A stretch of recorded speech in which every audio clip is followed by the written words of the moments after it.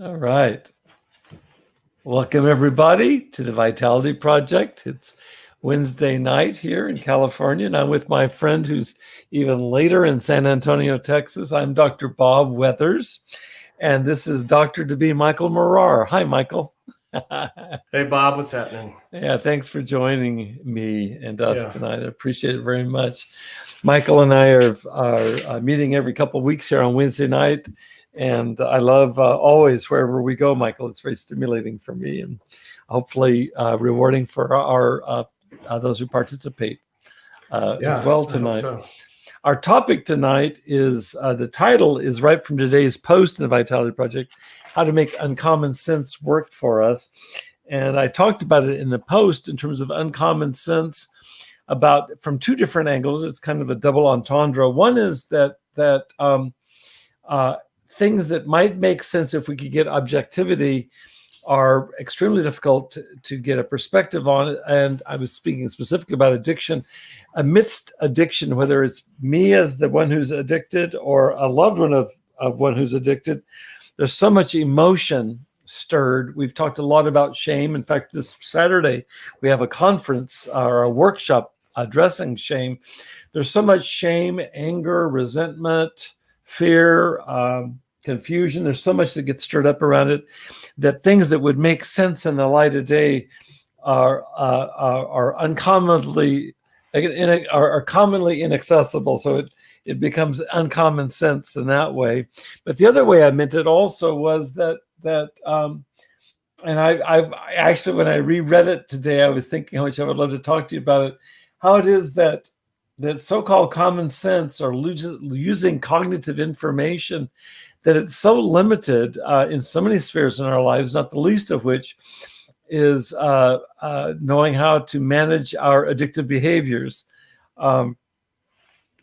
It's to state the very obvious thing, but it's like, I think that most of the clients, how do I want to say this? Many of the clients that I deal with have enough information about addiction. It's not that they're missing. It's the mystery ingredient. It's not more information. I think more information can be helpful. I'm quite sure that it's not sufficient for recovery. And I've been struck by how many clients I've seen who know a lot about addiction, including the biology of addiction, et cetera, and still are really hamstrung by it. So I wanted to talk into wherever that moves for you, Michael, and just dialogue with you about it. Whether it's this whole thing of being able to step back from the canvas and look at our lives, which is so challenging on the one hand, and on the other hand, realizing the limitations of the intellect. Yeah. And so is it in a similar way, around like the idea of like coping skills, that it's, like solving our coping skills can be helpful, but it only is going to get us so far. And like what might we need to add to coping skills or and I'm just using that in parallel to kind of the way you're talking about maybe. When I started graduate school all those years ago, I worked for 3 years in graduate school at a partial hospitalization program. And all of our clients were there with severe diagnoses, primarily histories of psychotic thought disorders. And I remember very early on that the program was very structured. It was very structured. We had a program director right out of a nationally known program in behavioral therapy. And so it's all very behavioral. And I'd come out of an undergraduate program that was learning theory oriented too. So that's how I got the job, I think, is I could speak the lingo. But it became very clear to me early on and that there's a distinction that psychology makes, and it wasn't this supervisor that made that distinction, a distinction between a skills deficit. So you talk about coping skills. Well, if I don't have the skill, would you please teach me, Dr. Morar? And there's a time and place for doing that. But I was struck even there, and I say even there because this is severe limitation that people were struggling with. And over the years, probably on the severe end of the continuum, I've had so many more clients coming in with what I learned later were called motivational deficits, or sometimes performance deficits, which is to say that clients would have coping skills, or they would have intellectual skills. They would know what to do. It was just the doing of it that was so damn difficult. Like the accessing it, like whether it be substances or other stuff that people are going through that makes that hard to access, or yeah, that's it. Like I saw at lunch today, there's another article in the newspaper about how to quickly manage depressive symptoms. It was some kind of catchy thing from some hot new business magazine, and I actually sent it to myself to look at it later because I'm curious to see. But it'd be like, I'm guessing that whatever they say there, you and I probably know cold. And I say no as lay people. My guess is lay people. I doubt there's going to be some kind of monumental epiphany in that. I could be wrong. I'm always open to being shocked. But it's more that it's like, if I know how to deal with my depression, it's not knowing more coping skills. It's like you say, I like how you put it. How can I access that? You know, when I'm depressed, the last thing I want to do is get active. And that's a major theory of psychotherapy, activation theory. It's like, okay, thanks. Well, duh. You know? Well, yeah, like, because the problem itself makes that very hard to do. Yeah, it's that. Because like if I could do that, then I wouldn't be facing this problem. Right, I mean, it's right. Yeah. One thing I appreciate so much about our conversations, Michael, is when we talk, for example, about addiction, it's like the way we talk about it matters a lot, you know? Because if addiction is a tar pit in which I get enslaved by certain attitudes or behaviors or substances, you know, you got to be really careful how we talk about it, because I could get actually deeper into that tar pit in a hurry if we're not careful about that. It takes some real skill. Yeah. Well, and I've been thinking about, so like when I worked at a treatment center, it seemed to me, the more I thought about it, and for some reason I've been thinking about this more lately, is I felt like I was helping people, or that people were dealing more, not so much with a substance abuse problem, but maybe previous life experience, you know, like trauma. So, you know, just for simplistic terms, suffering, you know, and relationship problems, you know, like that those two things seem to be almost, I'm not sure of many of the people that I worked with, it wasn't that was driving things. Yeah. And which means that it's complex, you know, and those two things on their own are really complex. And I guess probably the reason why I've been thinking is some version of that is, you know, and I don't really want to stay here, but I'll just kind of mention, you know, and I've already shared some, it says that, you know, I've been dealing with some relationship problems of my own, you know, and so in working through that and just, you know, for me, so I guess I was thinking, man, if there's a time, this is, and I was thinking back to, you know, working in a treatment center and the people that I work with, they're dealing with substances. This is when people, you know, like the way that I've been feeling over the last month, if there's a time to use, it feels like the time would be now, you know, you know, if that were within my access, you know, luckily for me, you know, so I guess I'm thinking of my access, like meaning like within my arm's reach, you know, and I have enough distance from that, is that it's not even for me right now, like within reach.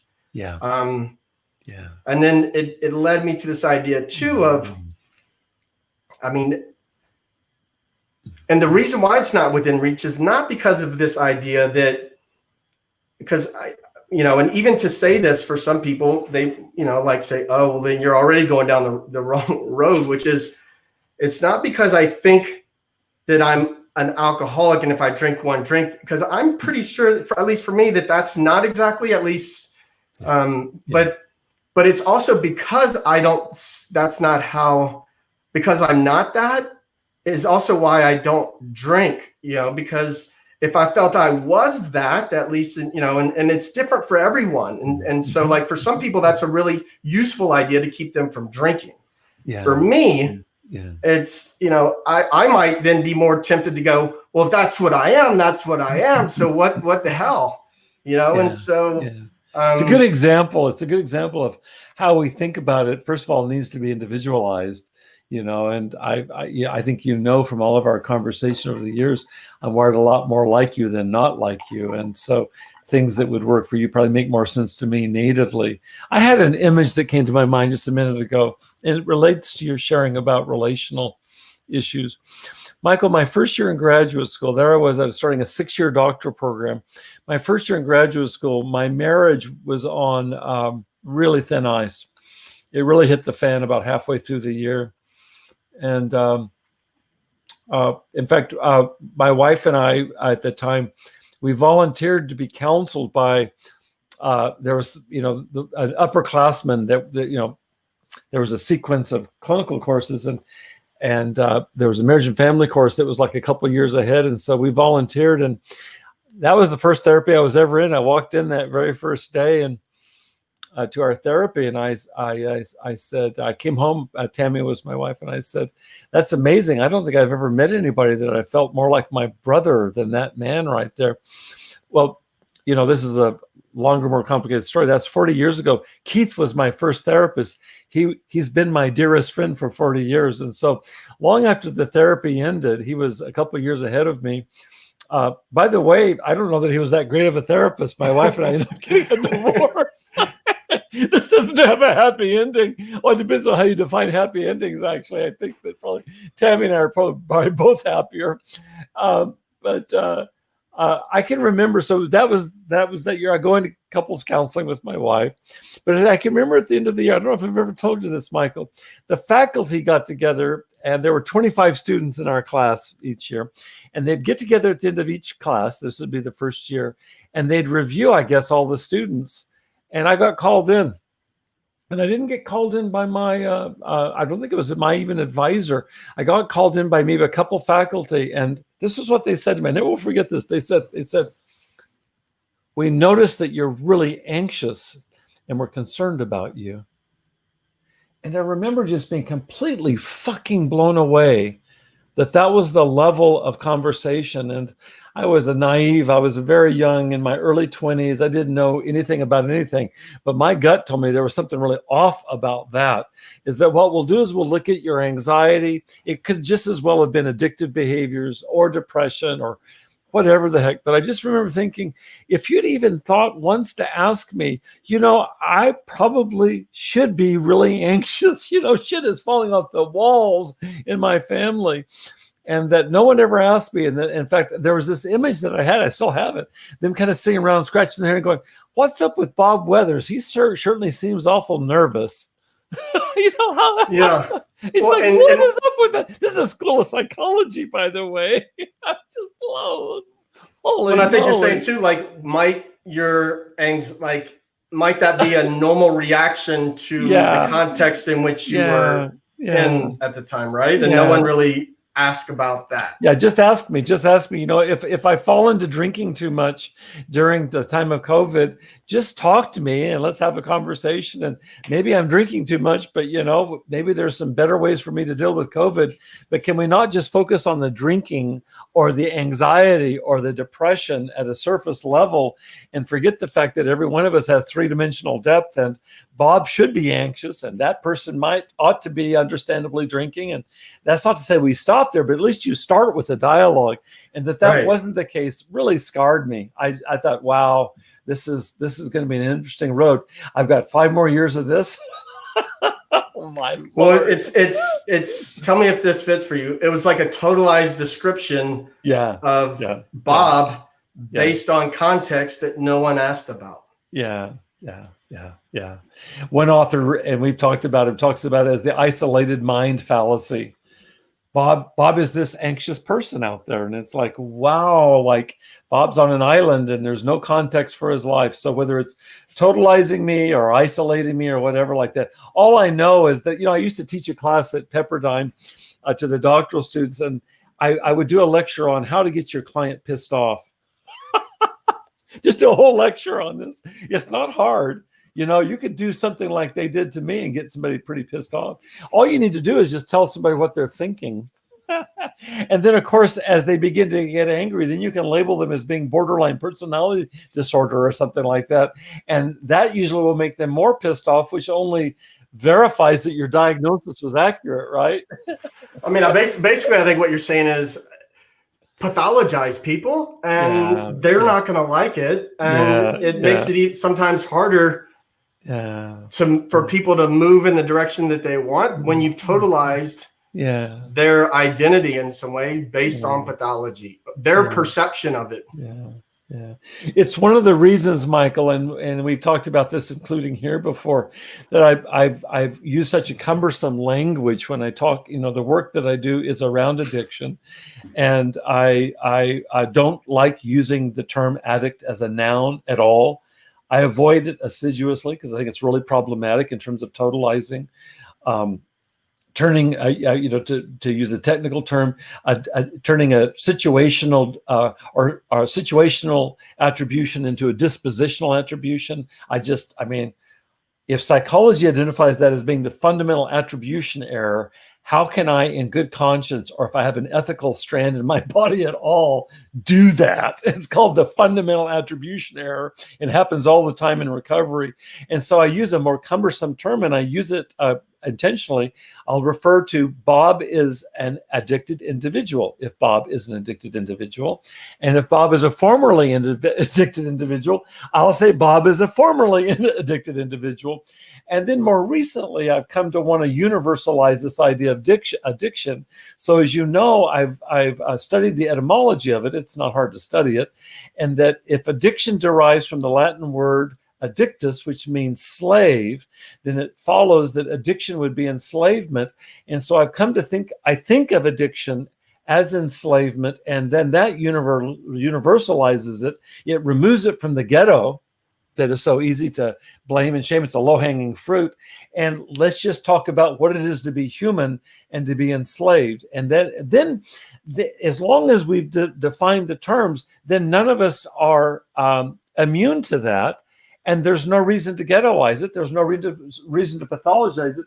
If everyone has it, pathologizing it makes no sense. You know, if everybody's sick, then just drop the word sick because it doesn't make any sense. You know, so anyway, or if it's a normal response to difficult, or complex. And I consider being a human being a complex, difficult journey.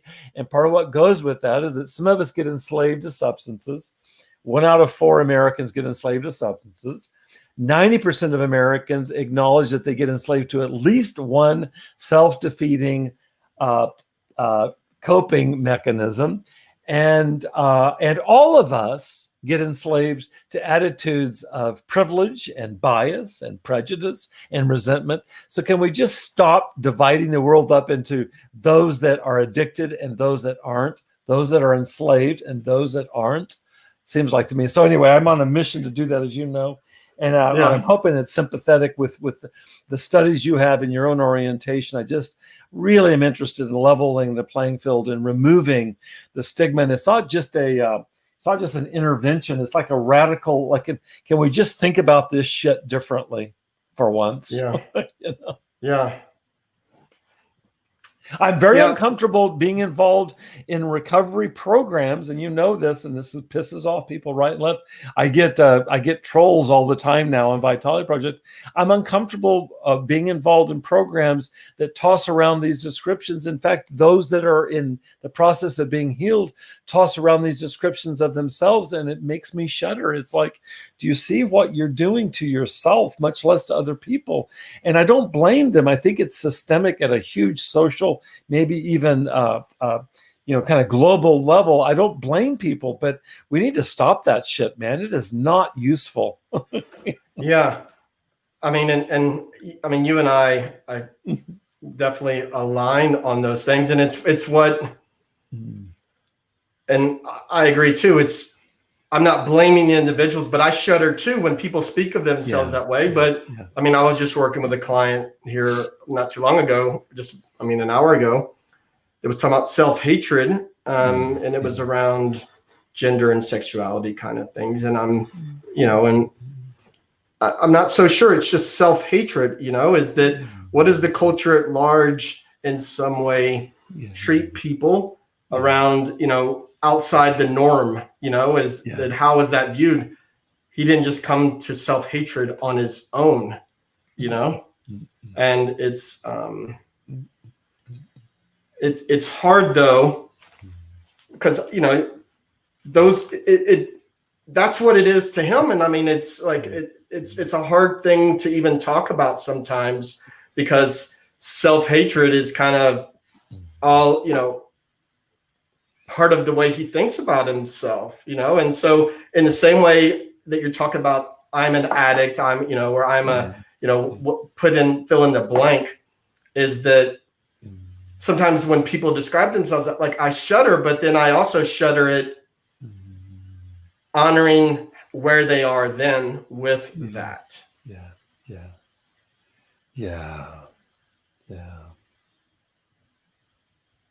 You know, I'm glad that you said that, Michael, because I said what I said, and I can get really strident with this, especially when I get emotionally activated by it.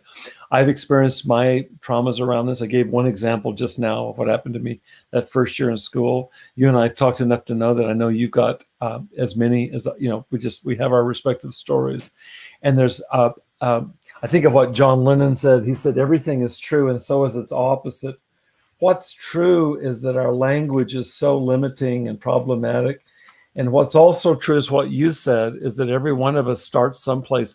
I'll give you an example for me. I started off in high school having, for lots of reasons of my own, I don't think I want to get into them right now out of respect to my family, but I got involved in fundamentalist religion, which was not the religion of my family. Ironically, it was my rebellion from my family. And I grew out of that fairly quickly. I sometimes say I had about a 4-year romance with Jesus, you know, and then it ended. And that's only partially true. It was a very fundamentalist Jesus that I had, but I did.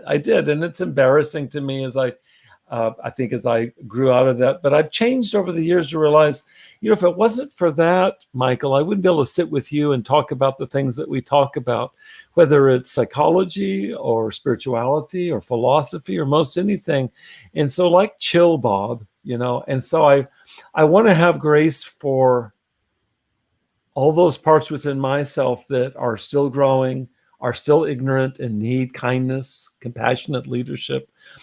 And at the same time, a la John Lennon, hold kind of like as Jesus did, this kind of righteous indignation when people fuck with the temple.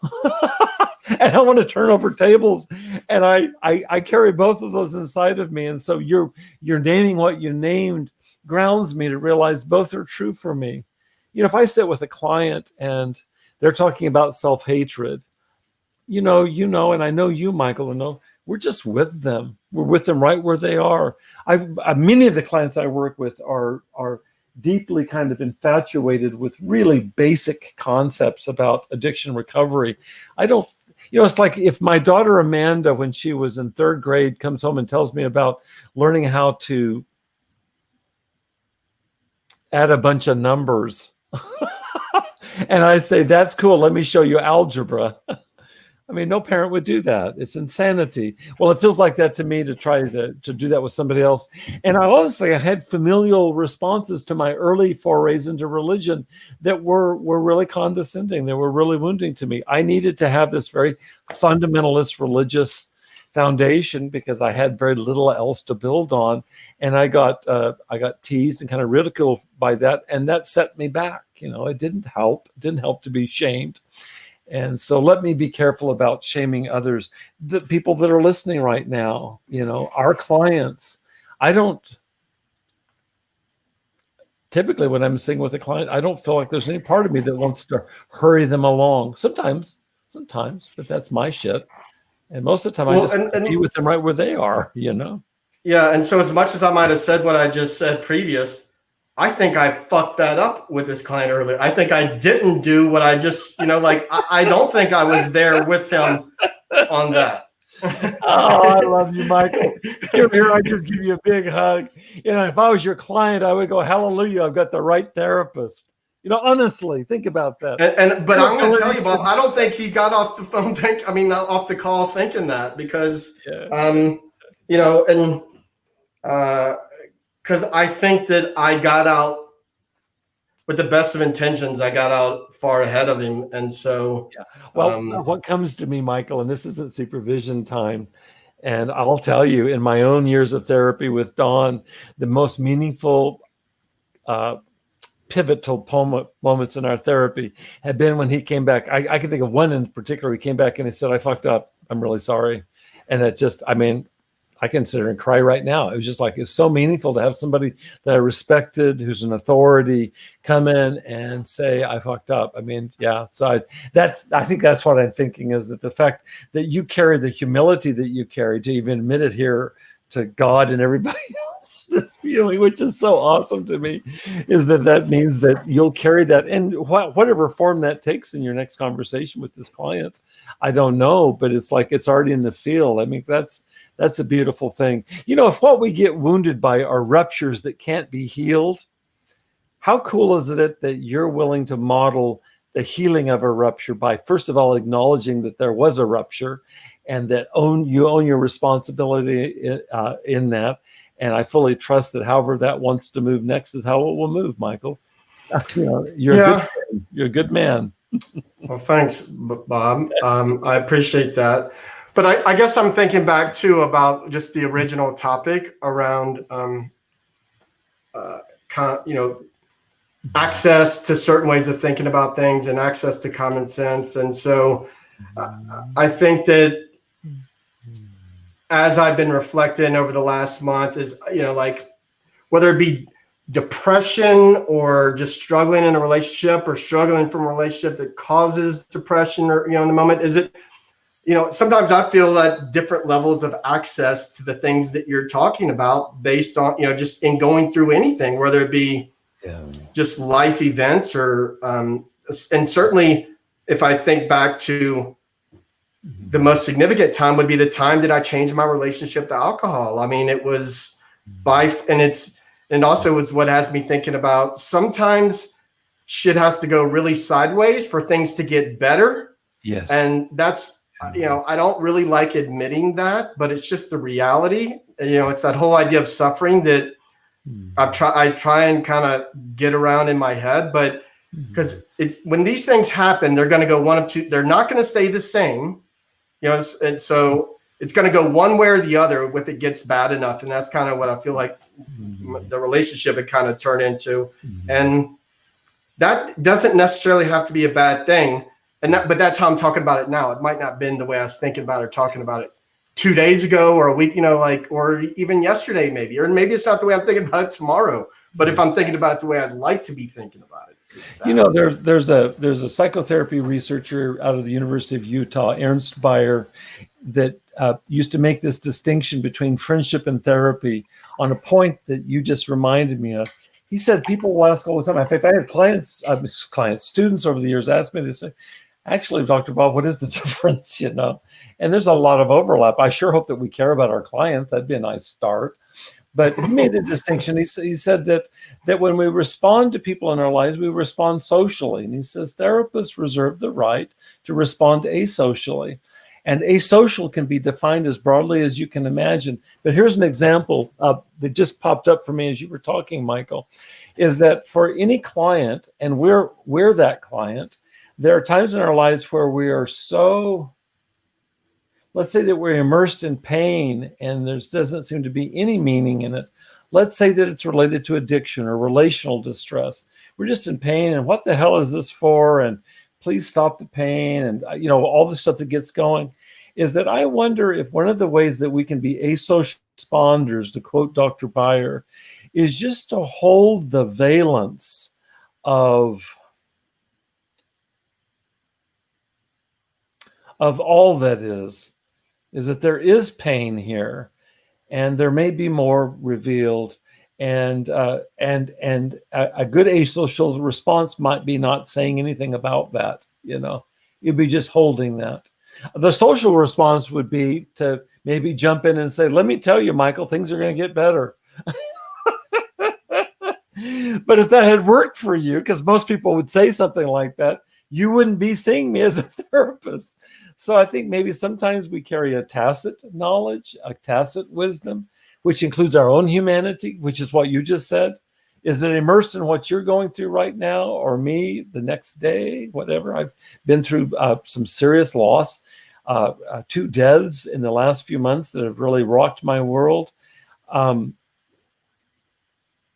don't want somebody telling me, silver lining bullshit. Fuck that. I don't want that. I just want somebody who can be with me in the pain with rawness and presence, and yet not succumb to just the pain, not just the hopelessness. Do you know what I'm saying? It's like that's an extraordinary gift. And I don't think somebody has to be a therapist to do that. In fact, I suspect that most therapists can't do that. I do think that there are people that are therapeutic that aren't therapists that can do that. I would far rather hang out with them than people that have a moniker or a shingle that says therapist on it. I mean, ideally they have both, but I'll go for the one who gets it. Yeah. Well, as you said, you know what I'm talking about. I know exactly what you're talking about, but does it mean that I can always do that? Like, it's a hard thing to do, and I do think it, like, family and friends, some struggle with this because they want to, like, oh, don't feel bad, and with the best of intentions, and not realizing that that's not exactly acknowledging our current experience. And I think it's a natural human reaction to want to help people out of that. And it's probably what had me not being there with his self-hatred, with my client even, is that it's a hard place to hold. And sometimes I'm able to, and sometimes I'm not. Yeah. I'll tell you the story, and then we'll have to wrap up here in a second. I'll tell you the story. This happened a number of years ago with my therapist, Don. I came in and I was sharing something painful in my life. I don't remember the content. It was something painful in my life, and he kept trying to fix it. I was just reminded of it by what you just said, Michael. He kept trying to fix it. It was very uncharacteristic of him. In fact, so much so that I think it was unprecedented. And so I was sharing some shit, and he kept cleaning up. And I stopped him, and I was pissed. And I said, Don, I have this image that, like a tree, the leaves are falling off the tree. And what I'm wanting is for the leaves to land and rot and turn to mulch. And I have this feeling that you have a rake, and you just keep raking up those damn leaves, and you're pissing me off, Yeah. It was at the very end of the session, and I think I waited until I was really pissed off. So he was more like a deer in the headlights. I don't hold that against him. And I think he might have nodded or something like that. And then I came back. I saw him a week later, and he started off the session. In fact, I don't know. I think, knowing me, I probably did remember that I said that, because that was a big risk for me to confront him. And so I think I probably did remember it. All I do remember for sure is I came in, and without any bidding on my part, Don said, Bob, I've thought about what you said all last week. And he said, it's true. He says, I'm sorry I did that. And I think it's been a lot of years. I think he also owned up to the fact that being like you, like being with the self-hatred, Bob, being with your rotting leaves, I wasn't able to hold it, and it wasn't my place to come in and rake them away, and I apologize for that. And we were good to go, and I'll never forget it. It's one of the most significant interventions or comments that he ever made in years of therapy, or that any therapist could make. And so I'm very grateful for that.